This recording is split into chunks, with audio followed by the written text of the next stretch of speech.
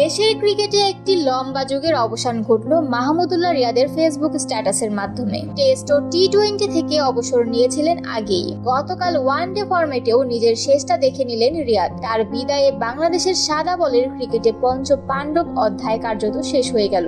সাকিব আল হাসান এখনো ওয়ানডে থেকে নিজেকে সরিয়ে না নিলেও তার খেলা নিয়ে আছে নানা প্রশ্ন, নানা শঙ্কা। মাশরাফি বিন মুর্তজা, তামিম ইকবাল, মুশফিকুর রহিমরা শুভকামনা জানিয়েছিলেন মাহমুদুল্লাহকে তার অবসর জীবনের জন্য। রাতে তাতে যোগ দিয়েছেন সাকিব আল হাসানও। নিজের সামাজিক যোগাযোগ মাধ্যম ফেসবুকের অ্যাকাউন্টে বাংলা ও ইংরেজিতে রিয়াদকে জানিয়েছেন শুভকামনা। স্ট্যাটাসে সাকিব লেখেন, রিয়াদ ভাই, আপনার পাশে খেলা এবং আপনার কাছ থেকে খেলা আমার জন্য সৌভাগ্যের। আপনি মাঠে এবং মাঠের বাইরে উভয় ক্ষেত্রেই উদাহরণ স্থাপন করেছেন এবং আপনার রেকর্ডই কথা বলে। খেলার প্রতি আপনার নিষ্ঠা, স্থিতিস্থাপকতা এবং ভালোবাসার জন্য জাতি আপনার কাছে ঋণী। আল্লাহ আপনাকে এবং আপনার পরিবারকে আশীর্বাদ করুন এবং নতুন যাত্রায় আপনাকে পথ দেখান। মাহমুদুল্লাহ রিয়াদের ক্যারিয়ার থেমেছে বাংলাদেশ ক্রিকেটে 18 বছর পথ চলার পর। 2007 সালের 25 জুলাই শ্রীলঙ্কার বিপক্ষে ওয়ানডে ম্যাচ দিয়ে আন্তর্জাতিক ক্রিকেটে শুরু মাহমুদুল্লাহর। শেষটাও করলেন ওয়ানডে দিয়েই।